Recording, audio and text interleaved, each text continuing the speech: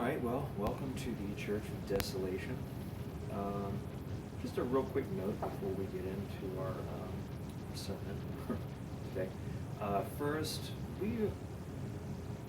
our denomination would be considered pansoterian, which is a denomination which suggests that we have a commitment to the belief that all things in the end will be renewed by God in the end. This includes the sinner, nature, and all evil things. So that was just kind of a note that I thought I would throw out there, that we are pansoterian, which means that we believe all things will be renewed in the end, and that it's kind of irrelevant what you believe, it's more what you do. Now, belief, I think, eventually will come to people based on their,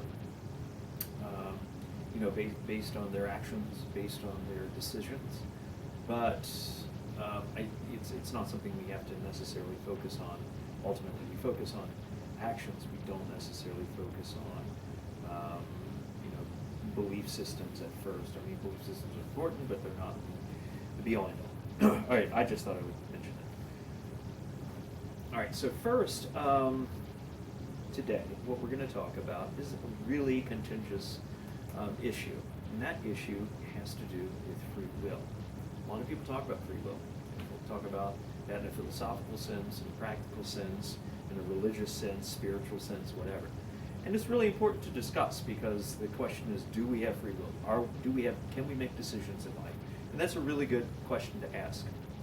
So, and I'm going to title this called Sailing Ships. It's based on a song by Whitesnake. And we'll go over that a little bit later. So, at what point are we responsible for our own situations in life? At what point? For instance, let's say a druggie. Is a druggie 100% responsible? Someone addicted to drugs, are they 100% responsible for all of the decisions that they make, poor or ill? And if so, why do we try to help them then?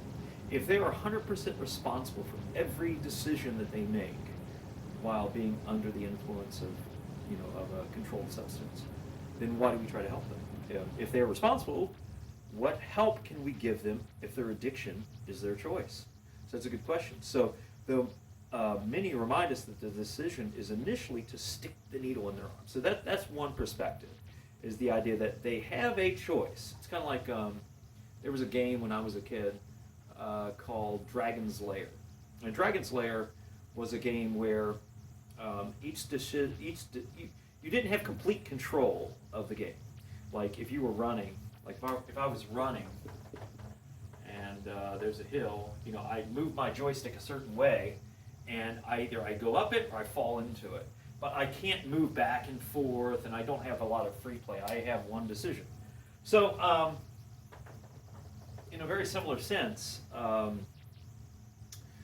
this perspective is that the person addicted to drugs has the decision to place the needle in their arm. Once that happens, that's when they succumb to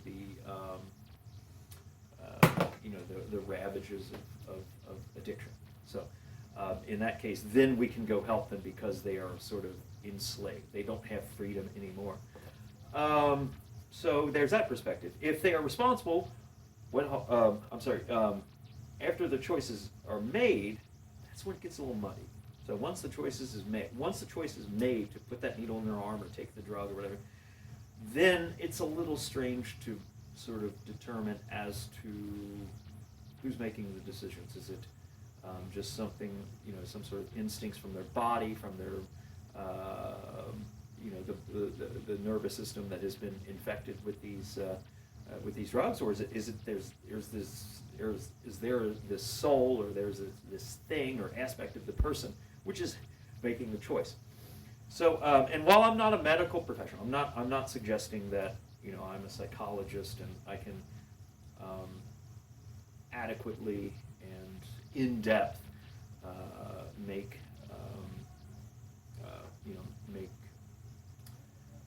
not judgments, but I can't really discuss it in full in terms from a medical perspective. But from a philosophical perspective, I think there's a lot to be said there. The issue really is choice versus the way things are, right? Or that are out of our control.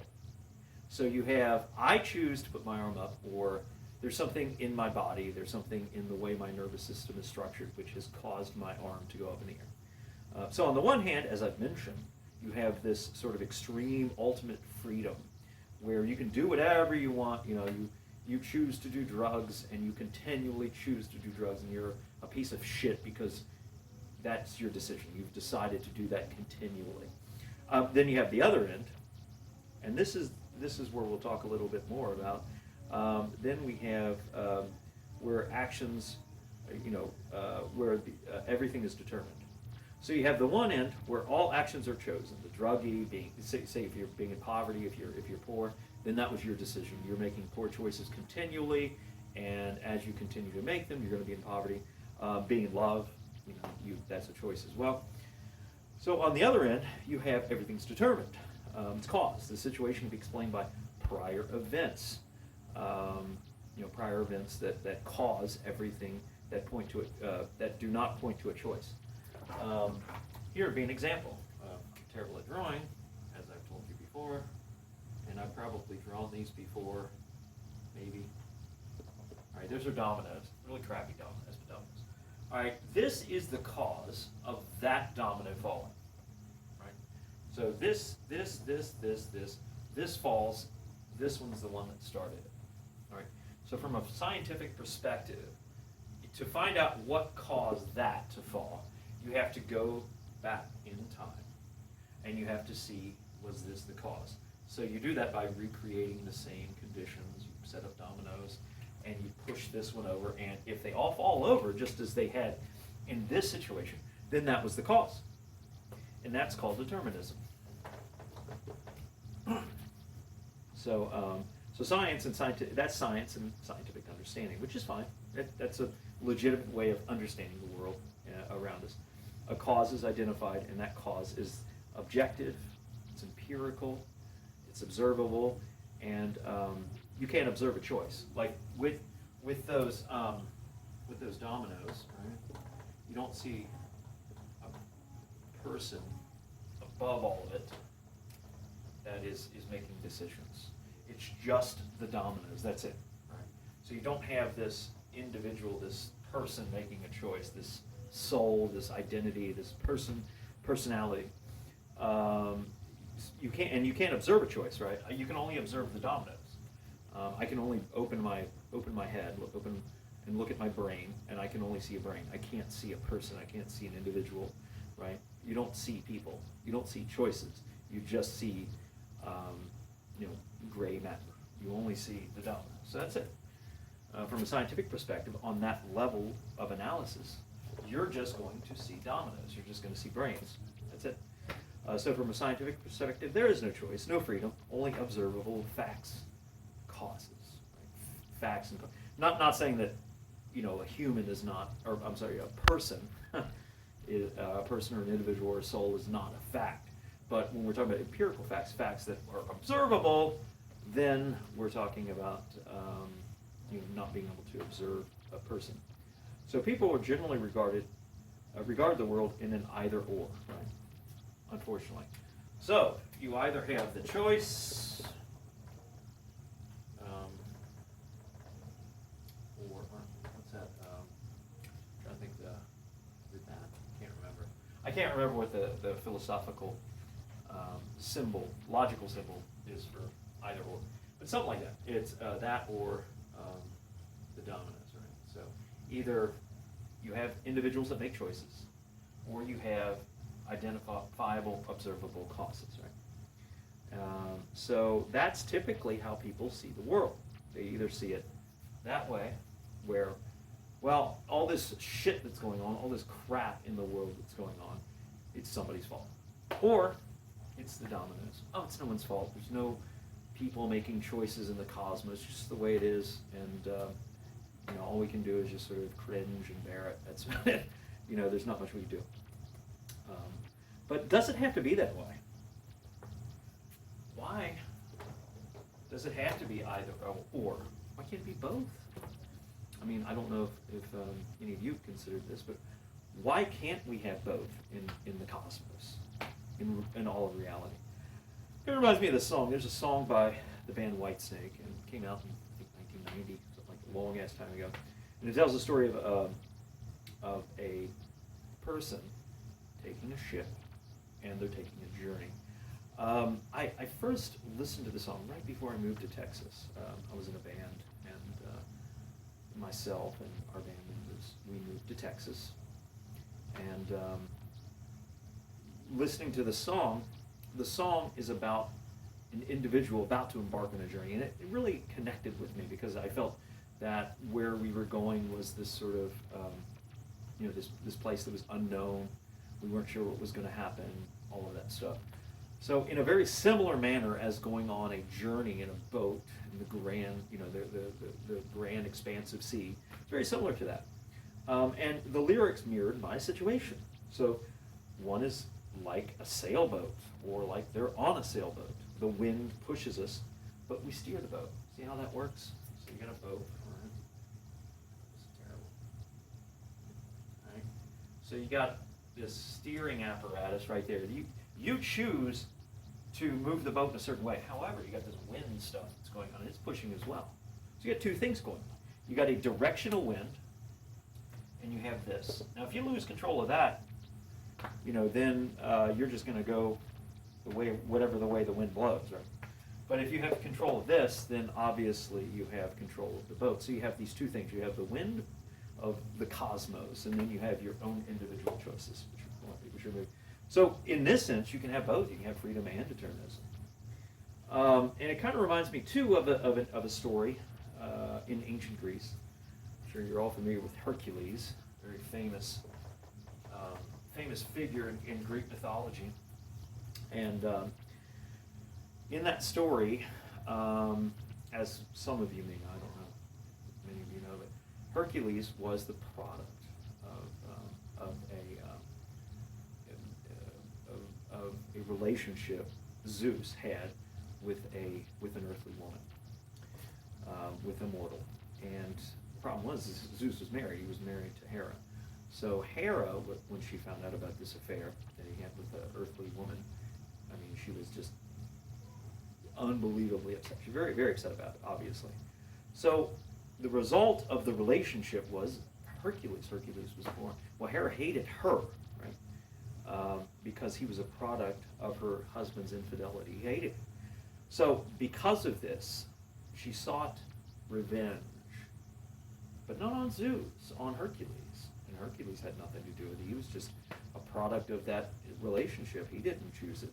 And so she put a madness on him and made him go insane, crazy, and he ended up killing his family. He was married at the time. He had children. He was extremely strong. If you know the story of Hercules, he was imbued with a great deal of physical strength, well, supernatural strength, I guess, in a sense. But he was able to. He just killed his family, and because of that, he had this debt of this burden of sin that he had to work off in the famous 7 labors.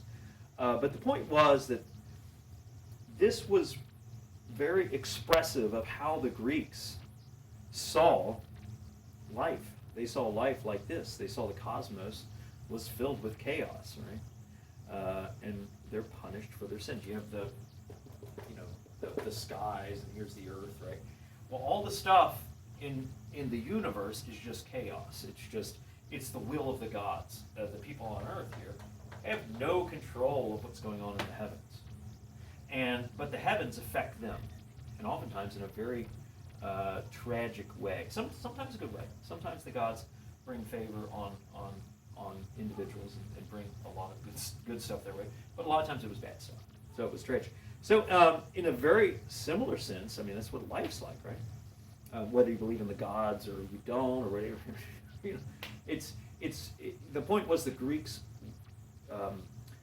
saw something in life that we all see, which is injustice. They see this cosmos that's filled with just randomness, but they see in themselves purpose and design, and they see order, and they see justice, things that are fairness. They see fairness. So what does all this mean? Like ships, we are blown this way and that by the winds, not of our own doing. Right? The winds. The winds have nothing to do with us. Right? They're just there. They're just there. And we steer. We steer the best we can. We steer the boat, and sometimes, while we're steering, sometimes we steer accidentally because we can't see the bottom of the water. Sometimes we steer toward rocky shores that dash us to pieces. So sometimes we'll steer into like a cove that's filled with rocks and all sorts of dangerous debris that just destroys our vessel. Right? But sometimes,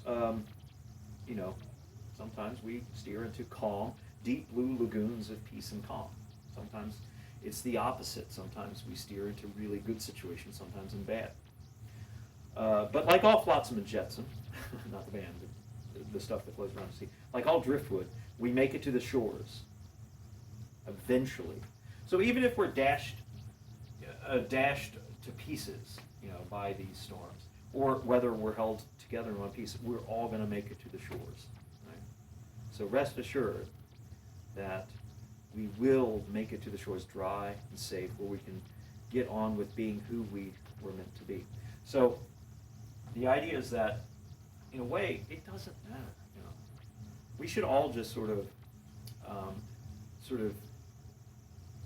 ignore, and ignore in the broader sense. Obviously, if someone is on drugs and they're trying to break into your house, you have every right to defend yourself and all that sort of thing. But the point is to kind of look past that. So we all have hang-ups. We all have things in our lives that, whether we want to say we chose them or they were chosen by the cosmos and they were just put on us, right? I mean, and some things are obvious. I mean, someone has some sort of like physical deformity that they were just born with. Well, obviously they had no choice. Someone addicted to drugs, they did make a choice, obviously, to get addicted. But the point is it's still all in the winds. It's still all in the wind. It's all out there, and it's all coming in on us, and it attempts to destroy us. It attempts to just dash us to pieces. But we can be rest assured that in spite of that, all things will come to rest on the shore, and will be brought to peace and be brought back to some semblance of goodness. So I just kind of wanted to say that, and to remind everyone that this whole issue of free will versus determinism is not an either or. You don't have to choose one or the other. You don't have to be an asshole and say, oh, look at all these people that are, that disagree with me and I hate them because they don't think the way I do. Well, they've chosen to think that way and they're bad. That's one. And then the other side where it says, well, there is no design in the universe. There is no hope. There's nothing out there, and I'm just nihilistic sort of perspective. You can have both. You have all of this craziness, this chaos that's in the world, but we also have something that is designed, and something that is purposed, and something that is chosen, and something that gives us freedom. So remember, anytime you see something really bad happen, don't just jump to conclusions and assume it's someone's fault. And don't always jump to conclusions and say, well, since this bad thing has happened, there isn't any good. There is no good. There is no fairness. There is no justice. There is no purpose or meaning. Because there's both. It's not difficult sometimes to see. It's very difficult to see sometimes, but I think it's important to understand that. So you guys have a great week. I will see you next week or whenever I get a chance to do another video, and I will see you soon. Bye.